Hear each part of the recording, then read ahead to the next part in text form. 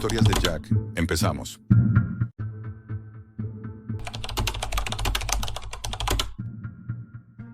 Lo que estoy a punto de contarte no deberías escucharlo, porque una vez lo hagas ya no podrás olvidarlo. Soy investigador independiente. Algunos me llaman obsesivo, otros loco. Pero mi vida gira en torno a una única idea: descubrir lo que el mundo no debería saber. No persigo el dinero ni la fama. Lo que busco es la verdad, aunque a menudo esa verdad sea demasiado oscura para soportarla. Hace unas semanas me adentré en una zona de la Deep Web que nunca había explorado antes. Normalmente, cuando bajas demasiado, lo que encuentras son farsas, páginas falsas, copias de documentos sin sentido, bulos diseñados para asustar a incautos. Pero aquella noche fue diferente. Me topé con un directorio sin nombre, protegido con varias capas de cifrado. Lo extraño es que la protección no era tan férrea como debería haber sido. Era como si alguien hubiera querido esconder los archivos, pero al mismo tiempo dejar un acceso abierto para quien supiera dónde buscar. Dentro había carpetas con títulos anodinos: Reporte 01, Informe 02, Observaciones. Nada llamativo. Pero al abrir el primero me quedé helado. Eran documentos médicos, informes clínicos redactados con precisión quirúrgica. Y en la primera línea se leía claramente: Accidente Chernóbil, abril de 1986. Pacientes directos expuestos a radiación extrema. Sentí un nudo en el estómago. Todos conocemos la versión oficial, lo que sale en documentales y libros: explosión, fuego, evacuaciones. Vidas destrozadas, sí, pero envuelto en un tono casi heroico. Lo que tenía ante mí no era heroico, ni mucho menos. Eran detalles que nadie debía leer. El primer informe hablaba de un bombero de apenas 25 años. Había acudido a la planta la noche del desastre. El texto decía: el paciente presenta quemaduras dérmicas en un 90% del cuerpo. La piel se desprende con el mínimo roce, dejando expuestos los músculos. Tejido desprendido en sábanas completas. Olor penetrante a carne carbonizada. Paciente consciente, en estado de shock. Respiración superficial. Tuve que apartar la vista de la pantalla unos segundos. Me repetía a mí mismo que quizá era falso, que alguien había inventado aquello. Pero cada palabra estaba escrita con una objetividad imposible de fingir. No había dramatismo, no había adornos, solo datos. Pasé al segundo documento. Esta vez describía a un técnico que estuvo demasiado cerca del núcleo expuesto. Caída inmediata del cabello en placas completas. Desprendimiento del cuero cabelludo. Las uñas se separan de los dedos empujadas por hemorragias internas. Edema generalizado en el rostro. Sangrado ocular persistente. Imposibilidad de articular palabras debido a ulceración de la garganta. Leí esas líneas en silencio, notando cómo me temblaban las manos. Me costaba imaginarlo. Un ser humano aún vivo, consciente, pero desmoronándose desde dentro. A medida que pasaba de un documento a otro, los casos se volvían más horribles. Había notas sobre esposas de trabajadores que, sin saberlo, abrazaron a sus maridos contaminados. Una de ellas estaba embarazada. El informe señalaba: dolor abdominal intenso, hemorragia vaginal profusa, el feto muestra malformaciones graves en ecografía inicial. Se interrumpe el latido cardíaco al tercer día. El texto terminaba con una fecha de defunción escrita a mano, como si fuera un trámite más. Me quedé inmóvil, con el corazón golpeándome en el pecho. Aquello no era la típica historia morbosa de la Deep Web. Eran documentos médicos que respiraban realidad. Estaban escritos por profesionales que habían visto el desastre con sus propios ojos, y lo habían registrado con una frialdad que solo la ciencia puede dar. Seguí avanzando. Encontré testimonios de enfermeras que atendieron a las primeras víctimas y que en pocos días comenzaron a mostrar los mismos síntomas: vómitos con sangre, manchas púrpuras en la piel, desintegración progresiva del tejido intestinal. Una frase me persiguió durante horas: la paciente implora agua, pero la ingesta provoca desgarros internos. El sufrimiento es constante, el desenlace inevitable. Sentí que estaba leyendo no solo informes médicos, sino pequeñas ventanas al infierno. Cada caso era peor que el anterior, y todos terminaban de la misma forma. Una orden breve, seca, como un sello de censura. No difundir. Cuanto más leía, más me convencía de que aquellos informes no habían sido puestos ahí por accidente. Alguien había querido que fueran encontrados. Y lo que más miedo me dio no fue el contenido de los informes, sino su autenticidad. Había sellos, firmas medio borradas, terminología médica que yo mismo tuve que buscar en paralelo para entender. Nada estaba escrito al azar. No sé cuánto tiempo pasé frente a la pantalla. Perdí la noción de las horas. Pero entonces, casi al final del directorio, vi una carpeta distinta. No tenía un número ni un nombre neutro. Se llamaba Fase 4, Incompatibilidad con la vida. Me quedé mirándola largo rato. Había leído ya cosas horribles, demasiado reales, y sin embargo supe de inmediato que lo que se escondía en esa carpeta iba a ser todavía peor. Sentí una mezcla de repulsión y necesidad. Era como estar frente a una puerta cerrada sabiendo que, si la abría, lo que viera dentro me perseguiría para siempre. Apoyé las manos en el teclado, respiré hondo, y aun sabiendo que no debía hacerlo, decidí abrirla. Abrí la carpeta. El corazón me latía con tanta fuerza que apenas podía escuchar mis propios pensamientos. Dentro encontré decenas de documentos, numerados sin orden, como si alguien los hubiese volcado a toda prisa. Todos llevaban el mismo encabezado. Fase 4. Incompatibilidad con la vida. La primera descripción que leí me hizo sentir un vacío en el estómago. El tejido muscular comienza a desintegrarse en forma líquida. La piel pierde consistencia, incapaz de sostener la estructura interna. El paciente refiere sensación de hundimiento, como si sus propios órganos se desplazaran. Cerré los ojos un instante. Era un relato médico, sí, pero la imagen en mi mente era insoportable. Un ser humano consciente, sintiéndose deshacerse desde dentro. Otro documento, apenas una página, decía: destrucción total de la médula ósea. El organismo no produce glóbulos rojos ni blancos. La sangre fluye como agua, incapaz de coagular. Mínimo roce provoca hemorragia masiva. Piel cubierta de equimosis. El paciente se ahoga en sus propios coágulos. Lo leí varias veces, como si mi cerebro se negara a procesar el hecho de que alguien hubiese vivido eso, aunque solo fuese durante unas horas. Pasé al siguiente archivo y la frialdad con que estaba escrito me heló más que las descripciones en sí.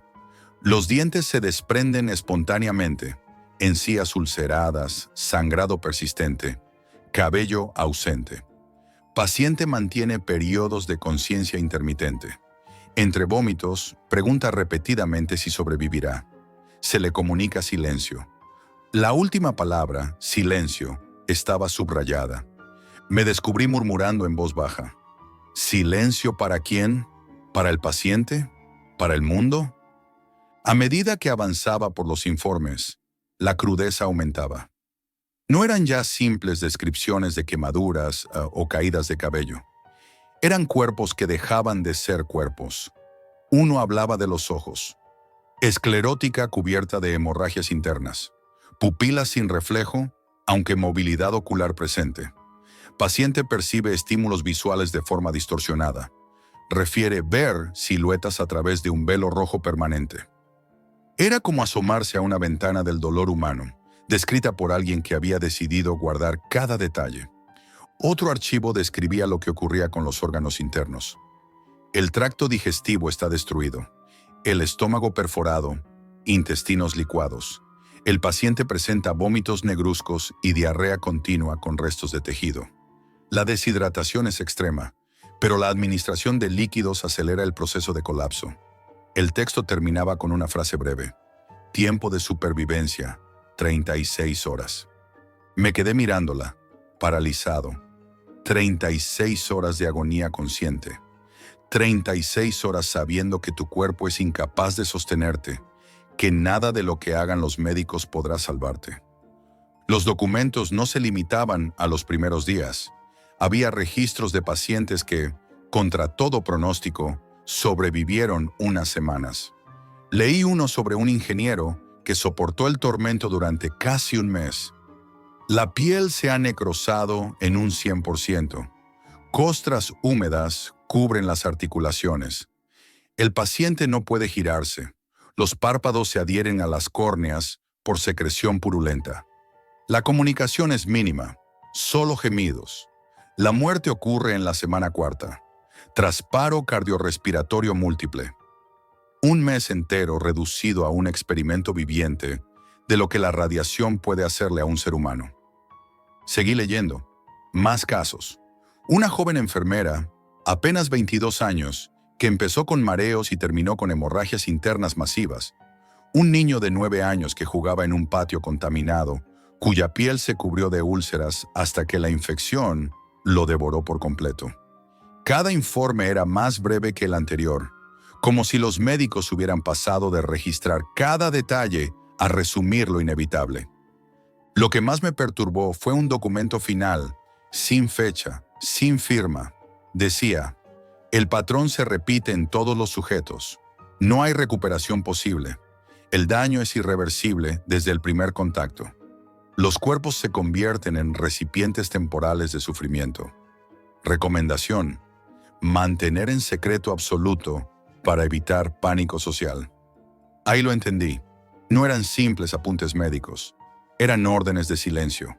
Una decisión fría y deliberada de enterrar la verdad. Cerré la carpeta, temblando.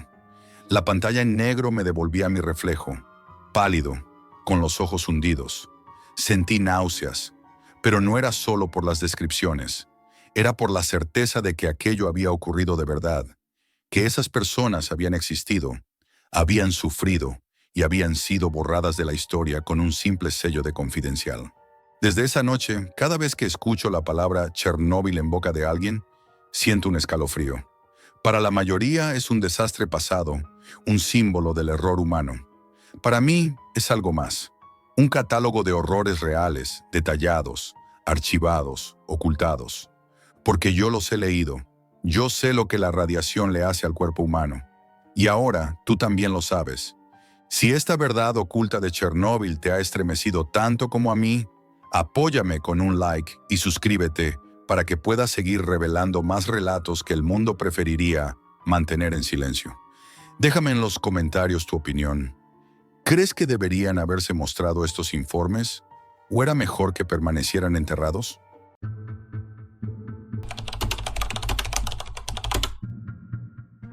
Era una noche cualquiera, o al menos eso creía. El reloj marcaba las 2:17 de la mañana, y yo estaba solo frente a mi ordenador.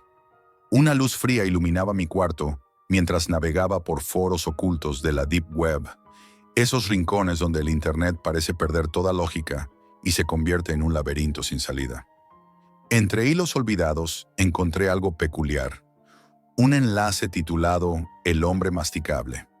No tenía descripción, solo una dirección oscura con caracteres imposibles de entender. Algo en mi interior me dijo que debía abrirlo. No era la primera vez que navegaba por la Deep Web, pero había una sensación distinta esa noche. Un peso en el pecho, como si algo invisible estuviera observándome. Tomé mi teléfono y llamé a Tomás.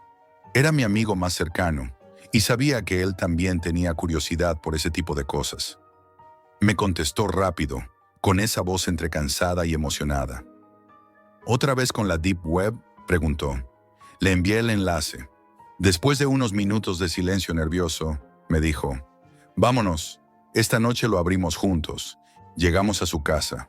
Era un piso oscuro, lleno de cables, viejos discos duros y pantallas apiladas que parpadeaban con código. Allí estaban Raúl, Daniel, Ricardo y Gonzalo. Gonzalo, el más silencioso del grupo, parecía inquieto desde que llegamos. Había algo en su mirada, una mezcla de miedo y advertencia que ignoramos. Nos reunimos alrededor de una mesa cubierta de dispositivos electrónicos, cada uno intentando descifrar el enlace. Tras minutos de tensión, Gonzalo encontró algo más. Una caja antigua, cubierta de polvo y telarañas, escondida en un rincón del sótano. La caja no tenía cerradura visible, solo una inscripción desgastada: CM887. Dentro había una cinta VHS sin etiqueta. Una cinta tan vieja que parecía irrelevante. hasta que Tomás insistió en reproducirla. Gonzalo frunció el ceño. No deberíamos, dijo en un susurro, pero nadie escuchó. La curiosidad pudo más. Con dificultad encontramos un reproductor VHS. El sótano estaba oscuro salvo por la luz mortecina del monitor. Colocamos la cinta. El televisor chisporroteó y la imagen apareció. Era perturbadora. Un sótano parecido al nuestro, paredes cubiertas de símbolos extraños que parecían moverse lentamente. La cámara giraba, mostrando un círculo perfecto dibujado en el suelo con una sustancia negra. Una mujer apareció, envuelta en sombras. Sonrió con una expresión inquietante y habló con voz suave pero que helaba la sangre. Obviamente todos han oído hablar del hombre masticable. Nadie habló. La voz era hipnótica y algo en sus palabras hacía que mi cuerpo se paralizara. Ella comenzó a relatar una historia, un antiguo ritual, prohibido desde hacía siglos, que involucraba mandíbulas deformadas, espirales y voces que nacían del silencio. Mientras hablaba, la cámara giraba lentamente hacia el círculo en el suelo. Era imposible que estuviera allí sin una razón. Su textura parecía viva, pulsante. Entonces algo cambió. De la oscuridad emergieron bolsas colgantes llenas de una sustancia viscosa, negra y caliente. El sonido que producían era indescriptible. Crujidos profundos mezclados con un murmullo metálico. El círculo se cerró. Un chico cayó dentro, retorciéndose, mientras emitía un grito ahogado. La cámara temblaba, como si su operador tuviera miedo. Y entonces apareció él, alto, desproporcionado, esquelético, con una mandíbula gigantesca cubierta de dientes irregulares y desgarrados. Se movía lentamente, pero cada paso parecía aplastar el aire. Era imposible mirar fijamente su rostro sin sentir que algo en nuestro cerebro se resquebrajaba. Nos observaba y nos miraba a todos, incluso a mí. De repente la cinta se apagó. El silencio se volvió absoluto. El único sonido era nuestro propio aliento. Tomás rompió la tensión. No era real, ¿verdad? Nadie respondió. Esa noche, cuando regresé a casa, algo había cambiado. No podía dormir. A las 3:14 de la mañana, escuché susurros provenientes de mi habitación. No había viento, no había corriente. Era como si las paredes hablaran. Una voz profunda y distorsionada penetró mi mente. Te estamos buscando. Al día siguiente, Raúl desapareció. No apareció en la universidad ni respondió nuestras llamadas. En su habitación encontramos un diario, cubierto de símbolos grotescos, figuras con mandíbulas deformes, espirales infinitos y frases escritas con tinta oscura que parecía sangre seca. Entre ellas repetidas veces, el mismo patrón de la cinta. La tensión aumentó. Esa noche Gonzalo apareció con una cámara antigua, diciendo que había algo que necesitábamos ver. Lo que nos mostró superó cualquier horror imaginable. Un video donde aparecíamos durmiendo, pero detrás de nosotros se movía una sombra gigantesca. Una mandíbula se abría lentamente. Era él, el hombre masticable. Recibimos un mensaje anónimo a medianoche. Solo una palabra. Él viene. Y junto a esa palabra, un archivo, un video. Y en ese video estaba yo, dormido. Pero detrás de mí, algo respiraba lentamente. Algo que me miraba. El mensaje seguía ahí, grabado en mi teléfono como una cicatriz imposible de borrar. Esa frase, él viene, me perseguía incluso cuando intentaba pensar en otra cosa. Cada vez que miraba la pantalla, sentía un escalofrío recorrer mi espalda. Era como si ese mensaje no fuera solo un aviso, sino una sentencia. Esa noche decidí que debía enfrentar lo que fuera que me estuviera siguiendo, aunque una parte de mí suplicara huir. Regresé al sótano. El silencio me recibió como un vacío absoluto. El aire estaba húmedo, cargado de un olor metálico que no reconocía, mezcla de óxido y carne putrefacta. Llevaba conmigo la cámara antigua que Gonzalo me había dado, como si fuera una especie de amuleto o protección. Al encenderla, la pantalla parpadeó y mostró algo inesperado. Un archivo nuevo titulado No abrir. Una parte racional de mí gritaba cerrar todo, pero mi curiosidad y un extraño sentido de fatalidad me obligaron a abrirlo. El video me drenó la sangre de golpe. Mostraba un corredor interminable, oscuro, con paredes que parecían estar vivas, latiendo lentamente como si fueran tejido orgánico. Un sonido grave, como el crujido de mandíbulas gigantes cerrándose, acompañaba cada fotograma. Entre las sombras se vislumbraban figuras deformes, cuerpos sin rostro, piel brillante y húmeda, bocas abiertas hasta límites imposibles. Y entonces apareció algo imposible. Mi propio rostro, gritando sin emitir sonido. Sentí un escalofrío recorrerme entero. Giré lentamente, y ahí, en una esquina oscura del sótano, algo se movía. Un leve brillo, como un parpadeo, iluminó una forma que no lograba distinguir. Un frío intenso me envolvió. Sentí un roce helado en la nuca, como dedos invisibles tocándome. Corrí hacia la puerta. Estaba cerrada. Golpeé con todas mis fuerzas, pero no cedía. Las paredes comenzaron a palpitar como si respiraran. Un crujido profundo resonó detrás de mí, creciendo en volumen. Era una mandíbula, enorme, desgarradora. Desperté en mi cama al amanecer, sudando, con marcas rojas en el cuello. El teléfono vibraba. Un nuevo mensaje. Era una foto del sótano, tomada desde dentro. En la esquina, una figura enorme, deformada, con esa mandíbula imposible, me miraba fijamente. Llamé a Tomás y a Gonzalo. Al principio creyeron que era una broma, hasta que revisamos sus cámaras. Todos teníamos los mismos archivos, el mismo mensaje. Él viene. Gonzalo estaba pálido. No debimos abrir ese enlace. No es solo una leyenda, murmuró. Pasamos días investigando la Deep Web. Entre foros olvidados, encontramos referencias dispersas sobre el hombre masticable, rituales, desapariciones, grabaciones prohibidas. Un hilo hablaba de un grupo llamado los Vigilantes del Umbral, quienes afirmaban haberlo visto. Decían que cazaba a quienes lo buscaban, que se alimentaba del miedo, y que, una vez elegido, no había escapatoria. Nos adentramos más en ese laberinto oscuro. Gonzalo comenzó a tener pesadillas, despertando gritando. Tomás se aislaba, revisando incansablemente foros ocultos. Yo sentía que el teléfono vibraba incluso cuando estaba apagado. Una noche, Gonzalo recibió un archivo diferente. Un audio con un sonido grave y constante, como un latido. Al escucharlo, ambos sentimos náuseas. Era como si el sonido estuviera dentro de nosotros, resonando. Una noche decidimos volver al sótano, esta vez equipados con cámaras, linternas, grabadoras y hasta sensores de temperatura. Gonzalo estaba nervioso, con las manos temblando. El aire estaba más pesado que antes. Al entrar, el silencio se rompió con un zumbido grave, como un latido profundo que provenía de las paredes. Las linternas revelaron algo imposible.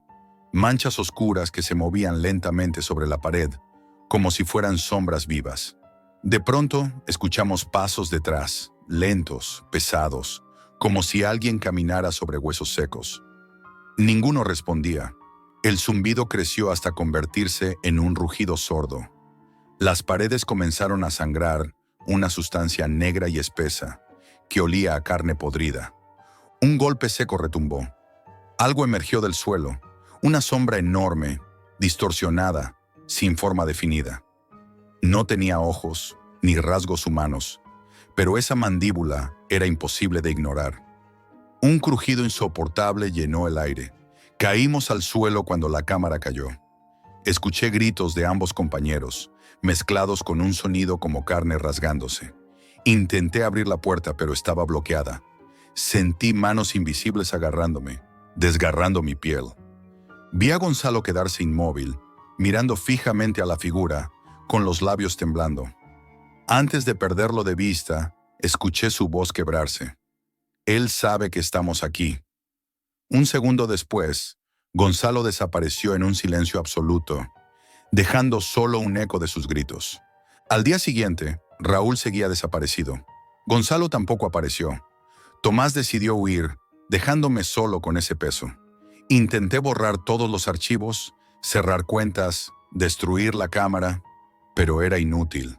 Esa noche mi teléfono vibró de nuevo. Otro mensaje de un número desconocido, un video.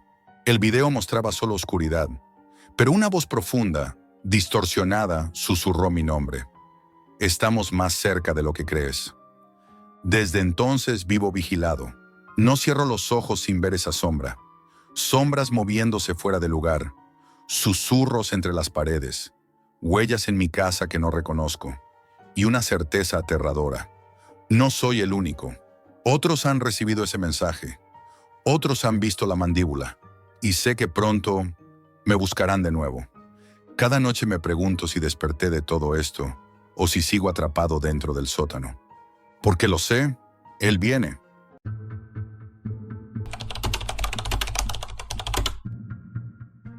Cuando abrí aquel archivo, no sabía que estaba mirando la última pieza que faltaba en un rompecabezas que no debería existir.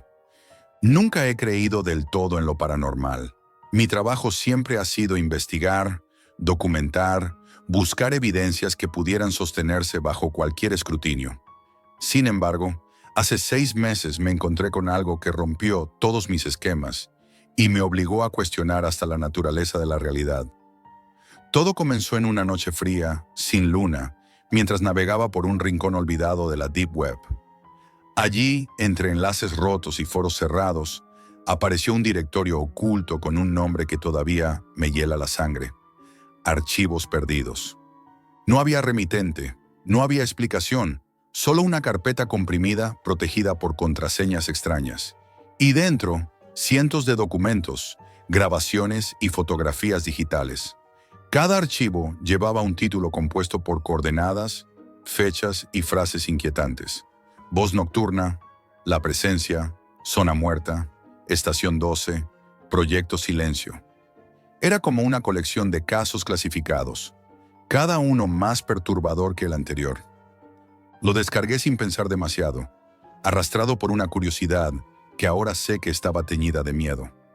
Desde el primer archivo entendí que no se trataba de algo común. Las grabaciones eran imperfectas, llenas de estática, voces fragmentadas, ecos que no se correspondían con nada humano.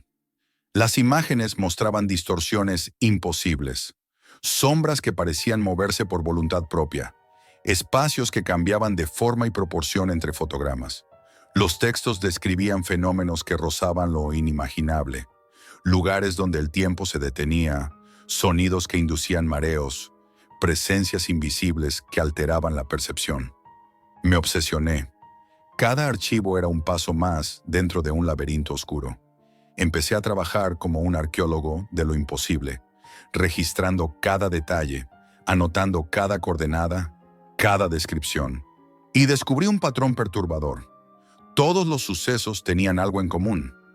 No era solo la localización, sino un fenómeno recurrente: la presencia. Esa palabra se repetía una y otra vez, como si fuera una advertencia. El archivo 027 fue el primero que abrí después de aquella noche. Se titulaba Bosque de Caldera. Contenía una grabación y un informe escrito. El documento relataba que un grupo de exploradores urbanos había ido a investigar fenómenos en un bosque remoto y olvidado. Según ellos, durante su estancia, escucharon un canto bajo, casi humano, que parecía surgir desde las entrañas mismas de la tierra. El informe describía una sensación de ser observado constantemente y que la oscuridad dentro del bosque tenía un peso propio, casi sólido. La grabación era inquietante, estaba llena de estática, pero entre ese ruido pude escuchar un murmullo prolongado, un canto largo, grave, doloroso, como un lamento sin palabras.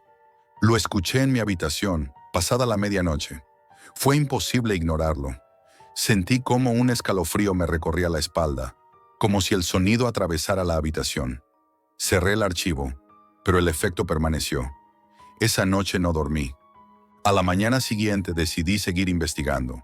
El archivo 134, titulado Pabellón Abandonado, me llevó a una historia aún más perturbadora. El documento describía un pabellón industrial clausurado en los márgenes de una ciudad deshabitada. El testigo relataba que al llegar sintieron una neblina invisible, una presión en el aire que no podía verse pero sí sentirse. El pabellón estaba cubierto por una sensación opresiva. Las fotografías contenidas en el archivo mostraban sombras alargadas y deformes que parecían desplazarse de manera independiente, figuras humanas borrosas que aparecían y desaparecían entre fotogramas. Una nota manuscrita decía: «La última vez que alguien entró, no salió igual». Sí salió. Abrí ese archivo en la madrugada siguiente. No pude evitar sentirme observado. Era una sensación fría, concreta, como si una mirada invisible me atravesara. Cerré el ordenador, apagué la luz y me acosté.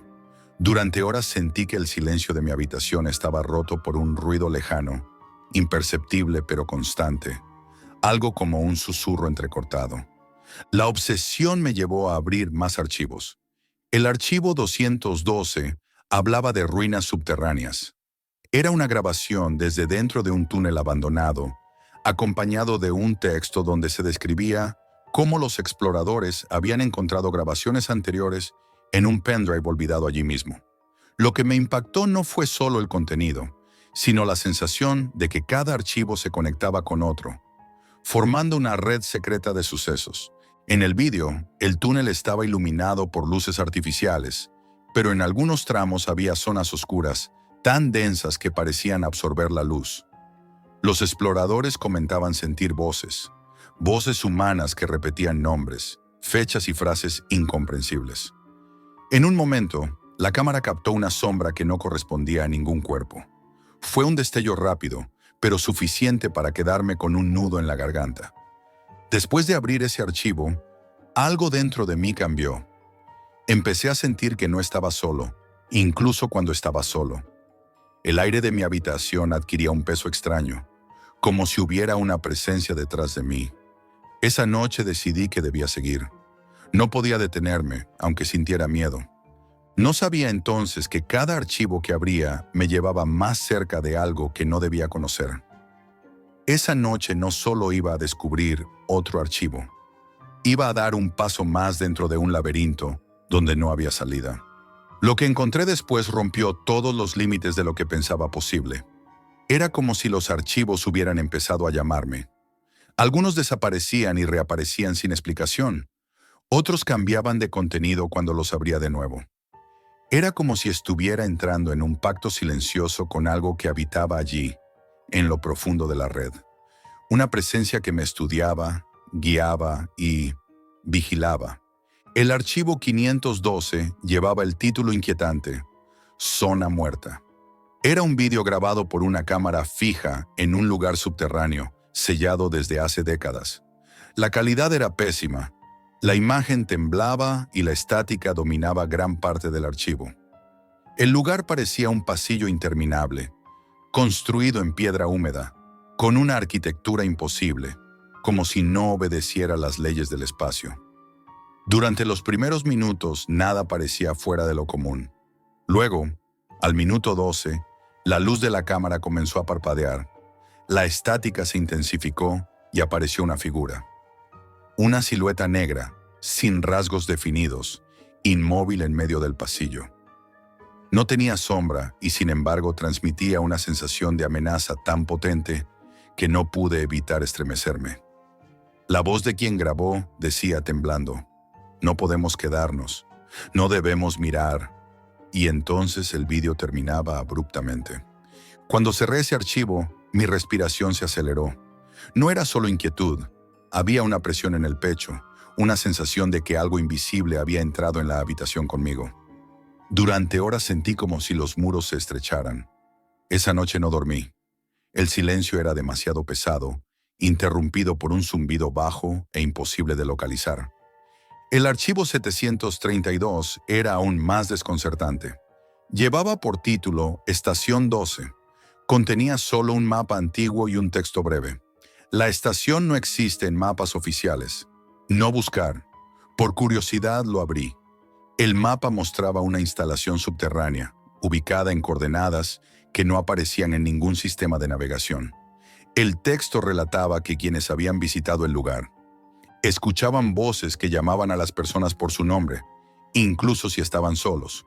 Una nota añadía: «La estación escucha y responde». Empecé a tener sueños inquietantes desde ese día. En ellos recorría pasillos interminables, húmedos y oscuros, siguiendo un murmullo lejano. Los pasillos parecían cambiar, distorsionarse bajo mis pasos. Las voces crecían, llamándome por mi propio nombre.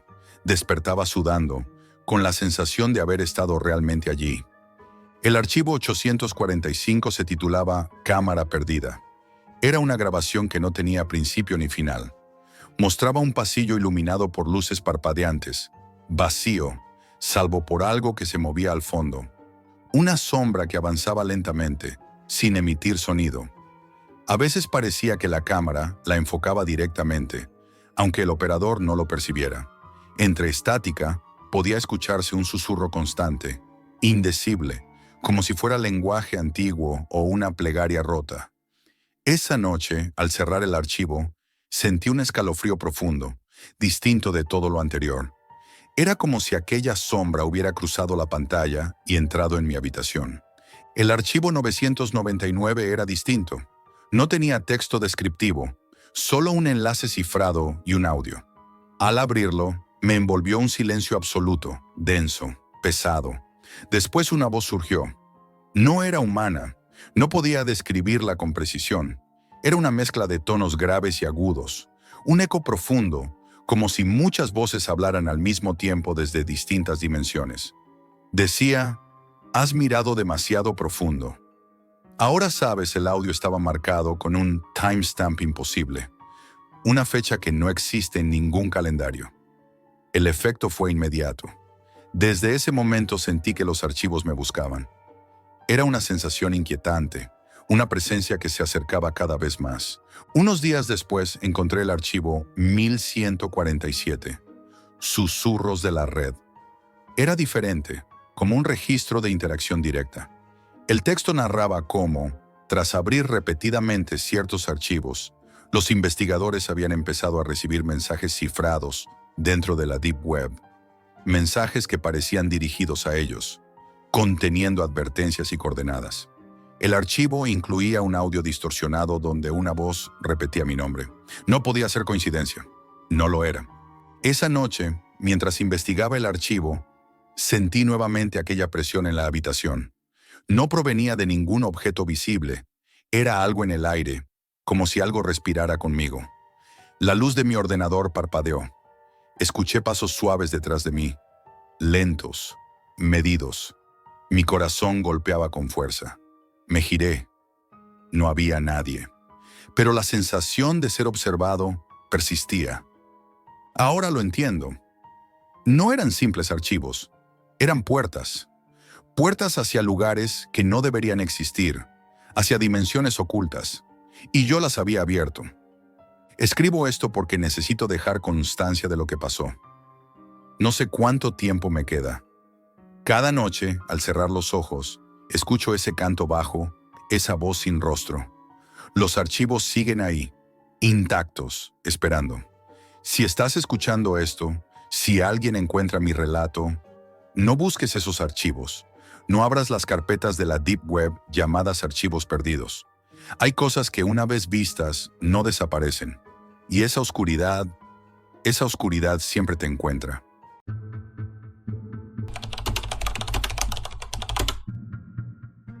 Hay cosas que es mejor no ver, pero yo crucé esa línea hace mucho tiempo. Desde que tengo memoria, los drones han sido mi obsesión. No por vuelo acrobático, ni por grabar paisajes espectaculares. No. Me atraía la idea de tener el control absoluto de lo que nadie quería mostrarme. Lo que sucede cuando crees que nadie te está mirando. Esa sensación de ser invisible y omnipresente me parecía irresistible. Todo comenzó una noche sin sueño.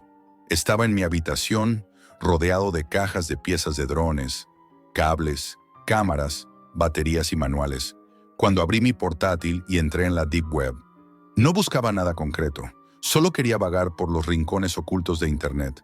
Entre foros olvidados y enlaces extraños, encontré una dirección que nunca había visto. Una página oscura, sin título, solo un icono mínimo de una cámara en un fondo negro. Entré por curiosidad y me encontré con un mensaje que me detuvo en seco. Si quieres mirar sin que te vean, nosotros te damos la vista. No era una oferta comercial común. No había precios, no había información detallada, solo unas imágenes borrosas de drones en vuelo y una lista breve de especificaciones que parecían sacadas de un manual prohibido. Drones con visión térmica, sistemas de grabación encriptados, software anti-interferencia y un apartado inquietante llamado modo íntimo, sin explicación alguna. Los pocos testimonios en foros hablaban de una experiencia perturbadora, de una sensación de que esos drones podían abrir puertas que nunca deberían abrirse. Sentí una curiosidad casi instintiva. Compré uno. No sé si fue por fascinación, por ego o por la certeza de cruzar un límite invisible. Fue fácil. Bitcoins, un enlace seguro, unos pocos clics, y semanas después me llegó una caja negra, sin remitente, sin instrucciones. Dentro estaba el dron. Era simple en apariencia, pero irradiaba algo extraño, como si tuviera una intención propia. Lo cargué esa noche. El primer vuelo fue adictivo. La noche estaba oscura, la ciudad callada. Encendí el dron y lo lancé al aire desde mi balcón. La vista en la pantalla me sobrecogió. Podía ver con una nitidez imposible, atravesar paredes, detectar calor humano. Era como tener un ojo que nadie sabía que existía. Empecé por mirar techos, calles vacías, plazas cerradas. Era excitante, casi como un juego prohibido. Pero no tardé en cambiar de objetivo. Esa noche decidí acercarme a una ventana al azar. Sin saber por qué, elegí ese edificio concreto. Al apuntar el dron, lo que vi me heló. Era un apartamento común, luces tenues, una pareja cenando. No había nada espectacular, solo una escena cotidiana, pero cargada de una extraña tensión. Ellos no sabían que alguien los observaba. Esa normalidad silenciosa me resultó perturbadora. Sentí una mezcla de poder, culpa y una curiosidad oscura que me impulsó a seguir mirando. Esa noche fue el inicio de una adicción que no podía detener. Al día siguiente, volví a navegar la Deep Web. Encontré foros cerrados, comunidades ocultas. Hablaban de drones como el mío, de funciones ocultas, de clientes que pagaban fortunas por grabaciones íntimas. Me sorprendió descubrir que no se trataba solo de tecnología, sino de un mercado clandestino donde la privacidad era moneda de cambio. Nadie hablaba claramente del modo íntimo, solo advertencias vagas. No querrás despertar lo que verás. La frase se quedó grabada en mi mente. Cada noche, después del trabajo, encendía el dron. Lo hacía en mi habitación, bajo la luz amarilla de una lámpara. Era un ritual. El zumbido del dron se convirtió en una especie de mantra. No buscaba paisajes ni escenas espectaculares. Buscaba intimidad, vulnerabilidad, fragmentos de vida que nadie debía presenciar. Con el tiempo, empecé a elegir mis objetivos con cuidado. No eran al azar. Había algo en el proceso, como si el dron me guiara. Grababa horas de vídeo, familias cenando, habitaciones iluminadas por televisores, ventanas tras cortinas cerradas. El inquietante era cómo aquello me cambiaba. Empecé a aislarme.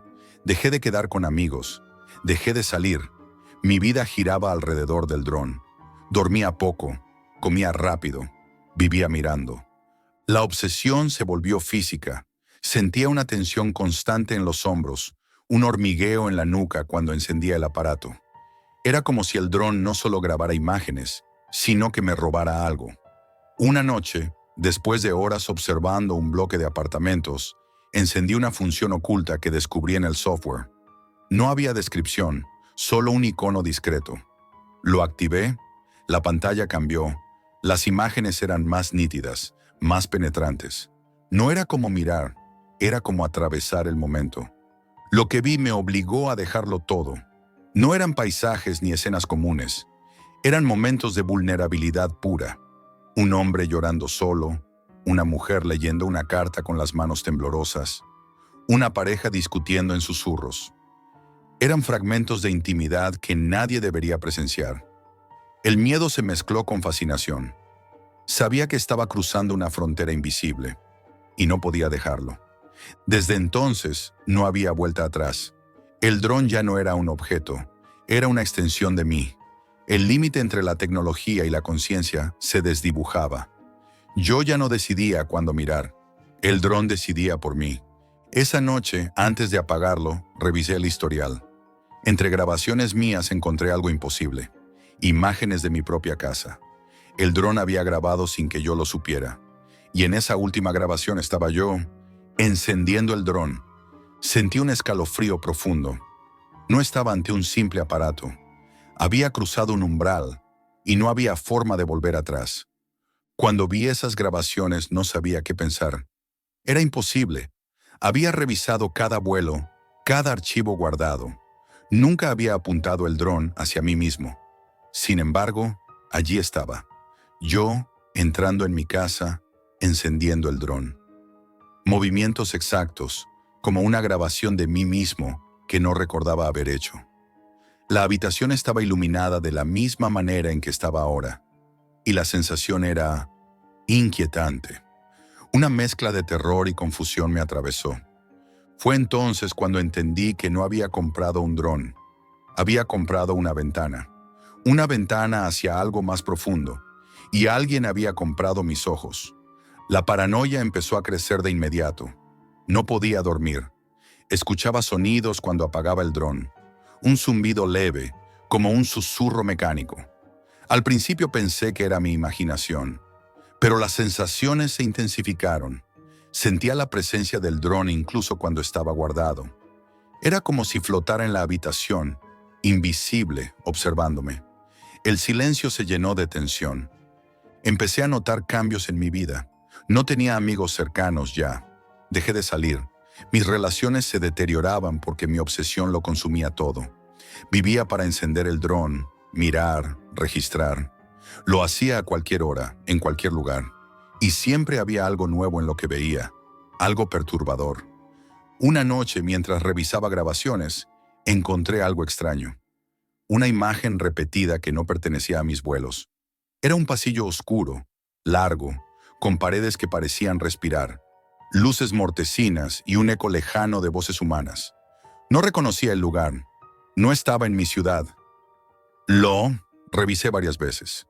Cada vez que reproducía la grabación, la sensación se hacía más intensa, como si el dron me estuviera llamando. Fue entonces cuando decidí volver a la Deep Web. Entre hilos y mensajes cifrados, descubrí un foro casi inaccesible. Hablaban de drones como el mío, drones que cobraban vida y transmitían lo que nadie había pedido. Usuarios relataban experiencias similares. Drones que mostraban lugares inexistentes, momentos de intimidad robados, escenas que parecían anticipar el futuro. Algunos desaparecían, otros se rendían y apagaban sus dispositivos para siempre. Pero yo no podía. Algo me obligaba a seguir. No era curiosidad, era una necesidad, una adicción que se había instalado en mi mente y en mi cuerpo. Una noche decidí hacer algo que me aterraba. Activé de nuevo el modo íntimo. El dron respondió como si entendiera. La imagen cambió. No era una grabación normal. Era una transmisión en directo, y no de cualquier lugar. Era mi propia casa, desde un ángulo imposible. Me vi entrando, encendiendo el dron. Me vi observándome. Era como si hubiera un espejo dentro de la máquina, pero uno que no reflejaba mi presente, sino algo más profundo. A partir de ese momento, ya no fui capaz de apagarlo. El dron parecía estar vivo. No obedecía mis órdenes, sino que actuaba por sí mismo. Apuntaba hacia ventanas cerradas, habitaciones desconocidas. En su pantalla aparecían lugares y rostros que no había buscado. Susurros imperceptibles se filtraban por los altavoces, como si alguien intentara hablarme desde dentro de él. La tensión se volvió insoportable. Vivía con la sensación constante de que algo me seguía. Mis noches eran vigilias llenas de imágenes inquietantes. Una noche vi algo que rompió todas mis barreras. Una habitación idéntica a la mía. Era mi casa, pero vacía, y el dron flotaba allí, como observándome. Y en esa habitación estaba yo mismo, sentado en la oscuridad, mirando la pantalla. Busqué respuestas. Volví al foro oscuro. Encontré un mensaje sin autor, escrito en letras pequeñas. No apagues la cámara. Tu turno está llegando. No había contexto, ni explicación. Solo esas palabras, grabadas en mi mente como una amenaza. Desde entonces no apago el dron. No sé si lo hago por miedo o por necesidad. No sé si todavía controlo la máquina o si ella me controla a mí. Lo único cierto es que ahora forma parte de mí. Cada zumbido, cada señal, cada grabación, me recuerdan que ya no existe una barrera entre lo que miro y lo que soy. La última grabación que revisé era diferente. Era un archivo de apenas unos segundos, sin sonido, una sola imagen fija, mi habitación, el dron flotando delante de mi cama y un mensaje escrito en la pantalla, como un susurro oscuro. Gracias por mirar.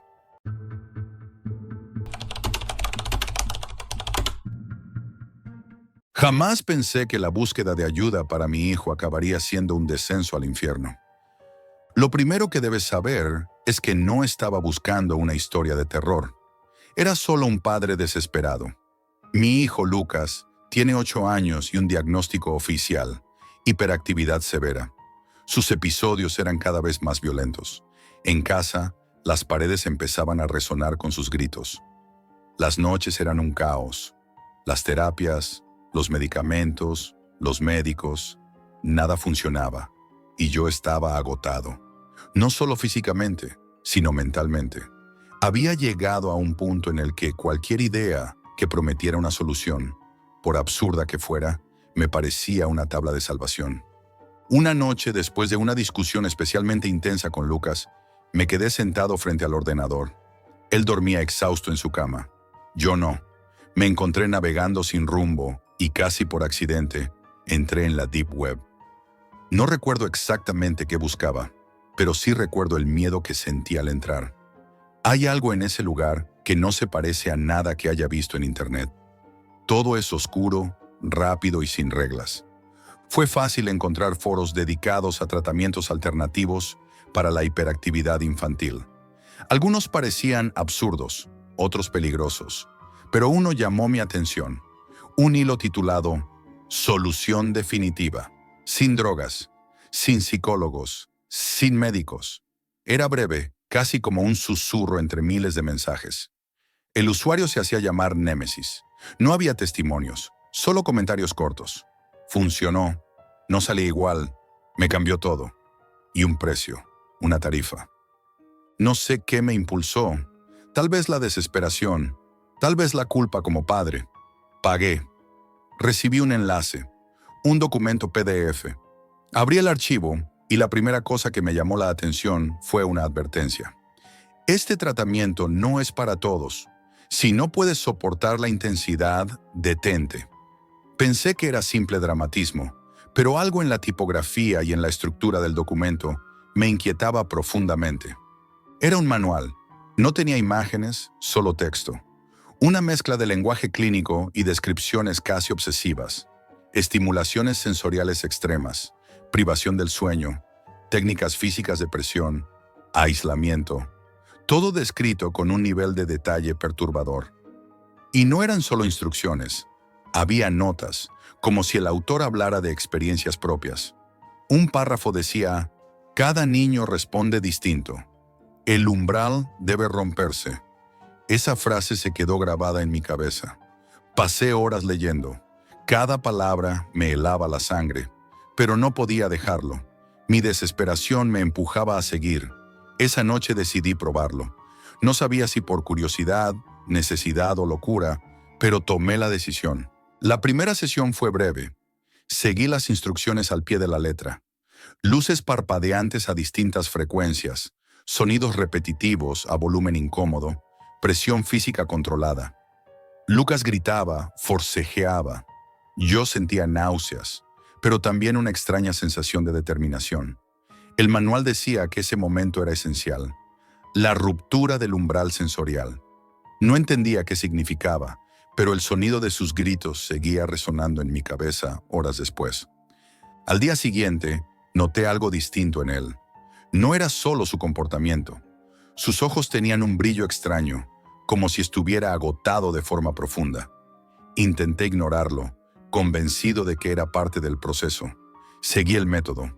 La intensidad aumentaba. olores extraños, cambios de temperatura bruscos, presión en brazos y piernas durante minutos. Lucas lloraba, se retorcía y yo continuaba, leyendo cada instrucción como si fuera un ritual. Cada sesión dejaba cicatrices, moretones, marcas, heridas pequeñas pero dolorosas. El llanto se volvió distinto. Ya no era de frustración, sino algo roto, hueco. Esa noche me costó dormir. Me encontraba revisando el documento, atrapado por su lenguaje inquietante. Las palabras parecían tener peso propio. Era como si me llamaran. Al tercer día, Lucas se negaba a entrar en la habitación donde trabajábamos. Su cuerpo temblaba. No quería mirarme. Yo lo obligaba porque el manual decía que la resistencia era señal de que estábamos avanzando. No sé cuándo dejé de pensar en si lo que hacía era correcto. Había cruzado una línea y algo dentro de mí parecía alimentarse de ese caos. El cuarto día se hizo interminable. Él estaba cansado, pero las sesiones se alargaban. Las luces, los sonidos, la presión, todo aumentaba. Noté que sus uñas tenían pequeñas heridas por la tensión. Sus gritos eran un eco apagado. Yo, a cada momento, dudaba, pero volvía al documento. Era como una droga. Una voz interna me empujaba. No podía parar. Llegó el sexto día y algo cambió. Lucas estaba pálido, casi inmóvil. Su respiración era irregular. Sus ojos ya no me miraban del todo. El manual estaba claro. El verdadero cambio sucede cuando el cuerpo y la mente se rompen por completo. Yo sabía que esa última sesión estaba ahí, esperándome. Me enfrentaba a una decisión que no entendía del todo. Me quedé junto a él, en silencio. El documento seguía abierto en la pantalla, y yo no sabía si estaba a punto de salvarlo o destruirlo. No sabía entonces que cruzar esa última línea me condenaría para siempre. Volví a la habitación. El documento seguía abierto en el ordenador. La pantalla emitía una luz fría, casi invitando a continuar. Lucas estaba en el suelo, inmóvil. Su respiración era débil, irregular, casi inexistente. El olor a sudor mezclado con sangre vieja impregnaba el aire. Las marcas en su piel parecían un mapa de dolor. Moretones negros, cortes finos, líneas rojas que seguían un patrón inquietante. No era solo un niño agotado, era un niño roto.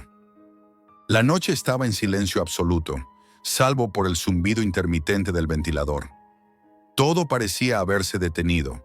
El documento en mi pantalla era la única guía que me quedaba. Había llegado hasta el final. El manual decía que esta última sesión sería la más crítica. Un proceso que rompería la mente y el cuerpo, dejando una transformación irreversible. No sabía si hablaba de sanar o destruir, pero algo me impulsaba a seguir. Lo levanté lentamente. Sus brazos colgaban como hojas secas, pesados, incapaces de sostener su propio peso.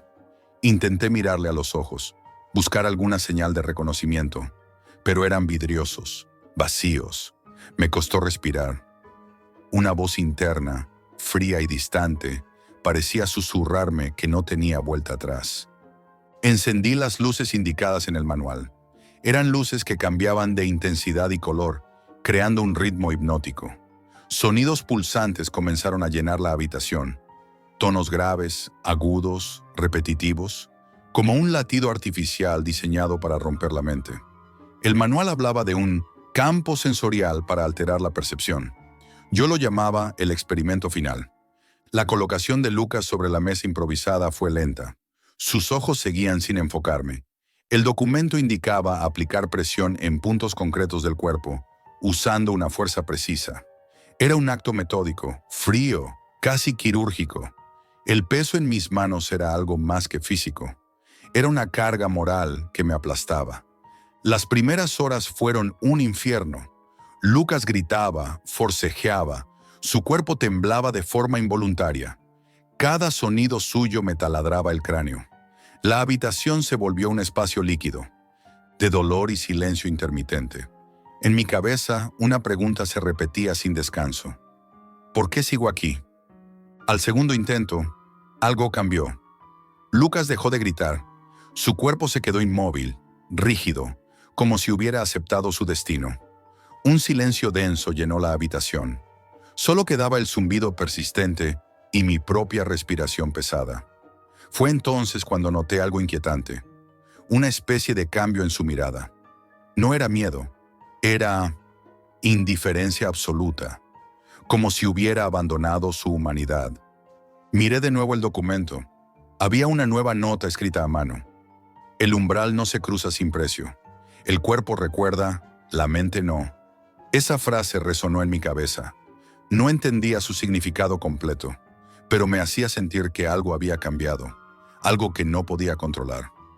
Seguí con el proceso.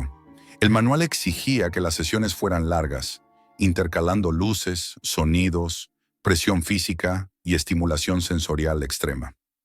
El ambiente se volvió opresivo. Mi respiración se hacía pesada, la habitación parecía encoger. El olor metálico se intensificó hasta ser casi insoportable. A mitad de la noche, algo inesperado ocurrió. Lucas comenzó a murmurar palabras incomprensibles. No eran frases claras, sino un lenguaje extraño, casi gutural. Me detuve. El documento no mencionaba eso. El manual hablaba de reacciones, pero nunca de sonidos así. Una sensación de miedo real me recorrió la espalda. Fue entonces cuando noté que su pulso estaba irregular, demasiado rápido. Decidí continuar. Tal vez por terquedad, tal vez por locura. Lo acosté de nuevo. Encendí las luces, subí el volumen del sonido. El documento indicaba que este momento debía durar hasta que el umbral fuera roto. No había definición, solo una insistencia inquietante. Lucas empezó a llorar, pero no un llanto normal. Era un llanto seco, sin lágrimas, como si su cuerpo estuviera drenando algo más profundo que dolor. La presión física se volvió casi insoportable. Sus gritos eran apagados como ecos lejanos. Yo sentía que mi mente se apagaba poco a poco. Cada palabra del manual resonaba en mi cabeza, no como instrucciones, sino como órdenes. No podía dejarlo. Horas después, cuando la sesión alcanzó su clímax, Lucas quedó inmóvil. Su cuerpo estaba cubierto de marcas, sudor y sangre seca. La habitación estaba saturada de un silencio terrible. El documento había desaparecido. Revisé el ordenador. No estaba en ninguna carpeta. Era como si nunca hubiera existido. Me senté junto a él. Su respiración era mínima, casi inexistente. Sus ojos, abiertos, miraban fijamente el techo, sin parpadear. Había algo diferente, una calma perturbadora, como si hubiera aceptado algo imposible de entender. Los días siguientes fueron un silencio absoluto. Lucas apenas hablaba, no se movía. Ya no reconocía al niño que conocía. Y yo tampoco me reconocía a mí mismo. Había perdido algo, algo que no sabía si quería recuperar. Vivía bajo un peso constante. Cada sonido me recordaba esa noche. Cada sombra me hacía revivir el zumbido. Cada silencio me devolvía sus gritos. La última vez que lo vi despertar, sus ojos estaban vacíos, pero fijos en mí. No dijo nada, solo susurró una palabra: Némesis. Fue la última palabra que entendí antes de que cerrara los ojos para siempre. No voy a explicar lo que pasó después. Hay cosas que no deberían contarse. Solo sé que aprendí algo terrible. La desesperación no tiene límites. Y que la oscuridad no siempre está fuera de nosotros. A veces vive dentro, esperando el momento de despertar. Esto es todo por hoy, amigos. Y recuerden, la realidad siempre supera a la ficción.